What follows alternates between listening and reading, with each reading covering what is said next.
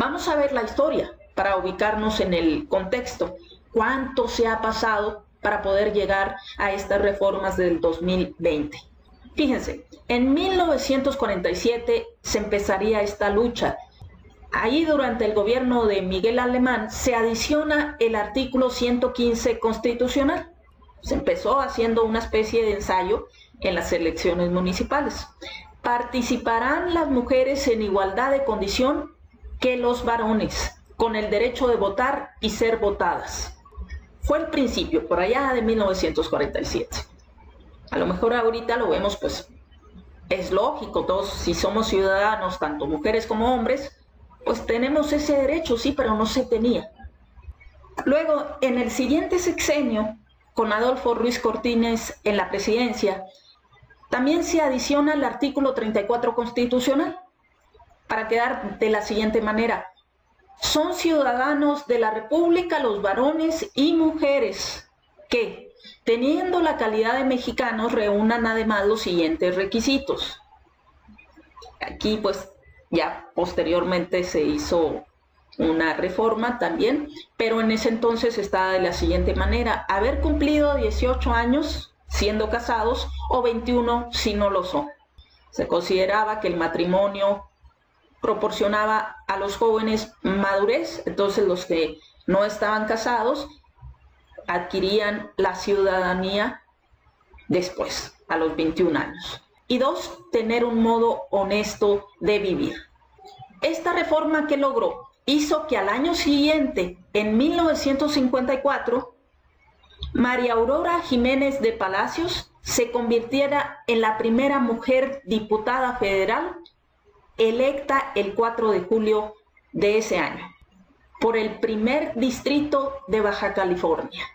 Ahí está, pues Baja California fue el estado que puso el ejemplo y colocó a la primer mujer en la Cámara de Diputados Federal. Eso en 1954. Después veremos cómo se fue cambiando y fue modificando el número de participantes mujeres en ambas cámaras, tanto en la de diputados como en la de senadores, y retomaremos esta historia de María Aurora Jiménez de Palacios. Pero vamos al Poder Ejecutivo. Después de 1954, 25 años después, en 1979, se tiene a la primer mujer gobernadora de un estado. ¿Cuál fue? Colima, con Griselda Álvarez Ponce de León, del PRI, quien gobernó ese estado de 1979 a 1985. Ella es pues la primer mujer gobernadora en México. De ahí, al terminar ella su cargo, 2 años después, Tlaxcala tendría a su primer gobernadora, con Beatriz Paredes Rangel para el periodo 1987-1992, también por el PRI. Ahí tenemos pues Tlaxcala poniéndose a la vanguardia después de Colima, eligiendo a la primer mujer gobernadora.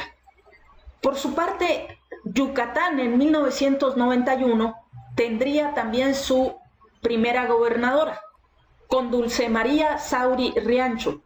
Ella fue gobernadora interina, nombrada por el Congreso Estatal cuando el entonces gobernador Víctor Manzanilla Chaffer pidió licencia porque tenía enfrentamientos con su antecesor, Víctor Cervera Pacheco, y con el entonces presidente de México, Carlos Salinas de Gortari.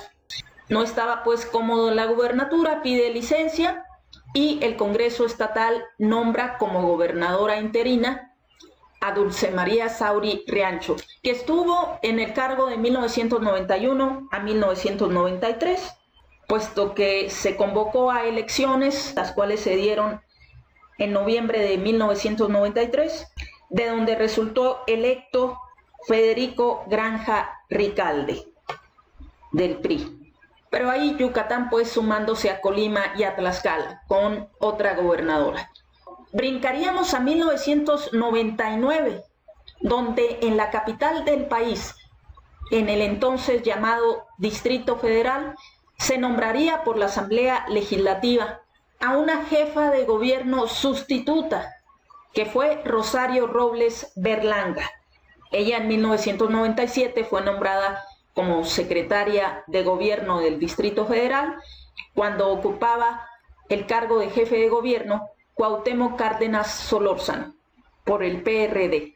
Sin embargo, cuando Cuauhtémoc Cárdenas renuncia a ese cargo para buscar por tercera ocasión la presidencia, la Asamblea Legislativa del Distrito Federal nombra a Rosario Robles Berlanga como jefa de gobierno sustituta para terminar el periodo que le correspondía a Cuauhtémoc Cárdenas. Ella estuvo en el cargo del 29 de septiembre de 1999 al 4 de diciembre del 2000. Después, en el 2007, tenemos a Ivonne Ortega Pacheco, del PRI, quien se convirtió en la primera gobernadora electa popularmente de Yucatán. Porque acuérdense que la primera fue Dulce María Sauri Riancho en este estado, pero ella fue electa indirectamente como gobernadora interina por el Congreso Estatal.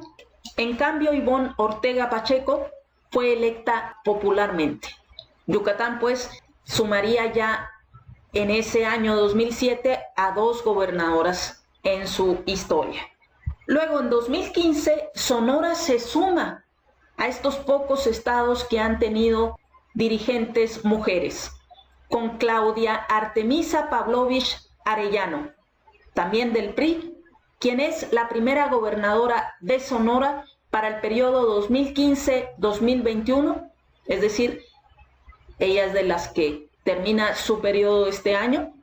Luego, el proceso electoral del 2018 agregaría a 2 mujeres más a la lista y un estado más, porque ya el Distrito Federal ya había tenido a Rosario Robles como la primer jefa de gobierno del Distrito Federal, no electa popularmente, pero sí nombrada por la Asamblea Legislativa como jefa de gobierno sustituta. Pues Claudia Sheinbaum se convirtió en el 2018 en la primera jefa de gobierno de la ya llamada Ciudad de México, electa popularmente para el periodo 2018-2024. Y el mismo proceso electoral del 2018 sumaría a otro estado, Puebla, con la elección de Marta Erika Alonso Hidalgo como gobernadora de ese estado, también para el periodo 2018-2024, que de hecho la elección fue impugnada, alegando una serie de irregularidades en la misma, lo que generó un poco de incertidumbre de si se iban a anular las elecciones o no. Al final, el Tribunal Electoral del Poder Judicial de la Federación decidió fallar a favor de Marta Erika Alonso, validar las elecciones, y eso le permitió que, con todo el ambiente enrarecido, las manifestaciones en contra que había, etcétera, pues ella tuviera que tomar protesta de su cargo el 14 de diciembre del 2018 en sede alterna. De hecho, se tuvo que modificar la constitución local para hacerlo así y acudir a una sede alterna que fue las oficinas del Tribunal Superior de Justicia del Estado. Su esposo, Rafael Moreno Valle, fue gobernador del Estado de Puebla de 2011 a 2017. Entonces ella fue incluso presidenta durante el periodo de gobierno de su esposo, presidenta del DIF estatal en Puebla. Y ya varias mujeres habían intentado lograr el mismo cargo de su esposo, que su esposo había tenido, tanto a nivel estatal como federal, porque también ha habido mujeres esposas de presidentes que han tenido ese deseo, como Margarita Zavala o como Marta Sagún, que anheló en cierto momento sustituir a su esposo en el cargo de presidente de México al terminar su sexenio. En este caso, pues, Marta Erika no solamente se convirtió en la primera gobernadora de Puebla, sino en la primer mujer esposa de un ex gobernador en contender y lograr el mismo cargo que su esposo había tenido. Sin embargo, ya sabemos qué fue lo que sucedió. Ella toma protesta el 14 de diciembre del 2018, estuvo en el cargo solo 10 días, puesto que el 24 de diciembre sufrió junto con su esposo, Rafael Moreno Valle, y otras 3 personas, el piloto, el primer oficial y el asistente del senador Rafael Moreno Valle, sufrieron lo que al parecer, oficialmente todavía es así, fue un accidente en el helicóptero que habían abordado y desgraciadamente los 5 perdieron la vida.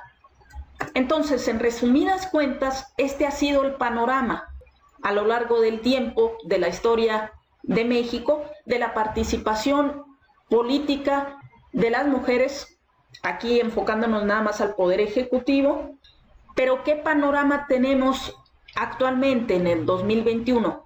Solamente hay 2 mujeres en poderes ejecutivos de las entidades federativas, Sonora y la Ciudad de México. Este panorama está a punto de modificarse con las elecciones del 6 de junio, porque se van a sumar a la lista más mujeres y más estados de estos que acabamos de analizar. Por ejemplo, existe la posibilidad fuerte de que en Baja California, por primera vez, sea gobernada por una mujer. También Colima, que ya sería la segunda. Acuérdense que Griselda Álvarez Ponce de León fue la primera gobernadora del país incluso. Tlaxcala parece que también, y entonces sumaría una segunda mujer en su historia como gobernadora. Campeche tiene posibilidades, igual que Chihuahua, en estos 2 estados de darse. Sería la primera vez que tuvieran una mujer gobernadora, y así se pueden dar otras sorpresas. Con esto tendríamos que se modificaría el mapa y se agregaría más mujeres que tendrían a su cargo el poder ejecutivo de distintos estados. Ya veremos, estamos realmente a muy pocas horas de saber cómo se modifica este mapa de la participación de las mujeres en política, concretamente en el poder ejecutivo de las distintas entidades federativas. Pero entonces, como acabamos de ver, no ha sido un camino fácil para las mujeres. De ahí la importancia de estudiar las reformas del 2020, porque el panorama, el mapa que nos deje las elecciones del 2021 va a ser en virtud de un proceso muy arduo que lleva décadas y que no ha sido nada fácil, porque ha sido progresivo y los resultados los vamos a ver precisamente en estas elecciones. Espero pues que les interese continuar viendo estos videos y este curso que pretendemos sea de su agrado y de su interés, porque es una información muy importante. Gracias por su atención.